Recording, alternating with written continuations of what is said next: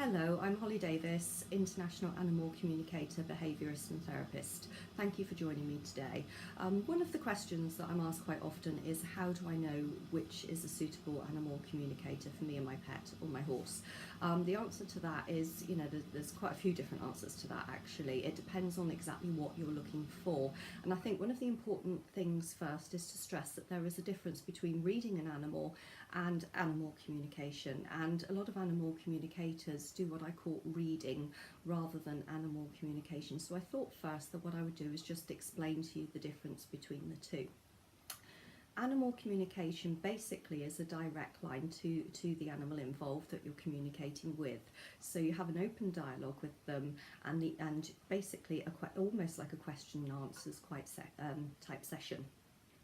Where other information obviously can also be asked, and obviously open session too, where the animal can give you the information that not necessarily have you asked for it, but they feel that they need to pass over this information to you. The difference between this and reading an animal is that when we read an animal, the information comes to us about the animal. It's not from the animal. The information comes elsewhere from elsewhere, and is the information that we ourselves pick up or is given to us about that animal. So it's very important to understand basically the differences between those two when you're looking for an animal communicator, and to understand that some animal communicators are readers rather than not direct communicators.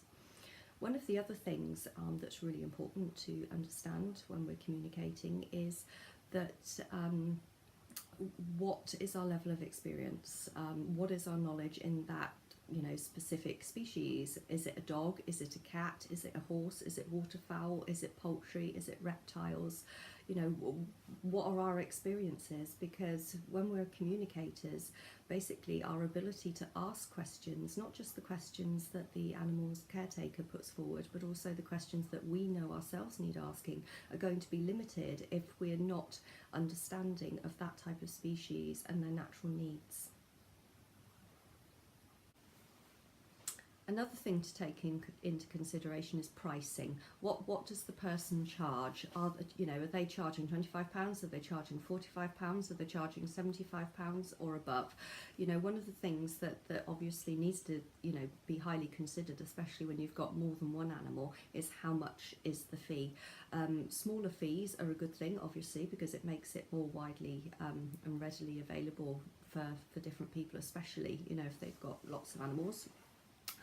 One of the things that I would be very careful about is paying huge sums of money. Some of the communicators out there are charging very large fees, and far more than your veterinary surgeon would charge for a consultation. In some cases, minor operations are cheaper, spaying and neutering and such. And so that's just one of the things that I would be aware of, because it's personal pricing. So just because somebody is charging a huge amount of money, it doesn't necessarily mean that they're going to be any better than or more useful to you than somebody that is charging half that amount. That's just one of the things to take into consideration. One of the things that I often see on social media is people putting up posts asking about people's experience of communicators and can they recommend anyone. I think the important thing to remember here is that different communicators have different skills, and so what might suit one person might not suit you and your animal. For instance, I've heard stories of, well, the animal communicator told, they've never met my horse, but, they said that my black horse had a white spot on their bum, and they have. Well, that's all very great, and, that's good confirmation, but how does that help the horse and how does that help the person? That, for instance, is a typical case of reading, unless the horse has directly told the communicator that. That's just them picking up information about them. I think one of the things that's really, really important to understand is you need to find somebody that will suit you. Somebody might suit somebody else, but they might not suit you. Look to their experience, look to the species that they work with.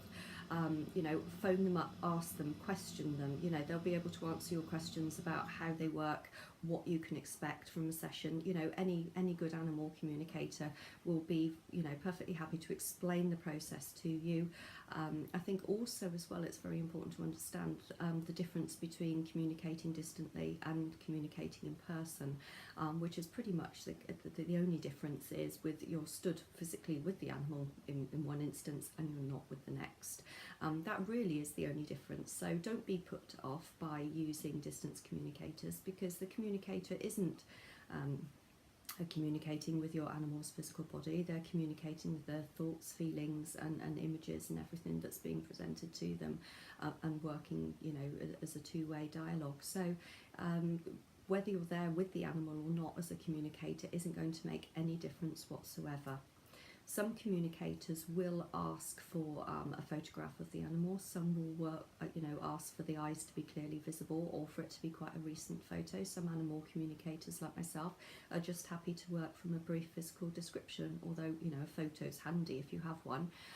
But certainly I know in my own case that the photo isn't needed, because I'm not communicating with the photograph. You know, I'm not communicating with a bit of paper.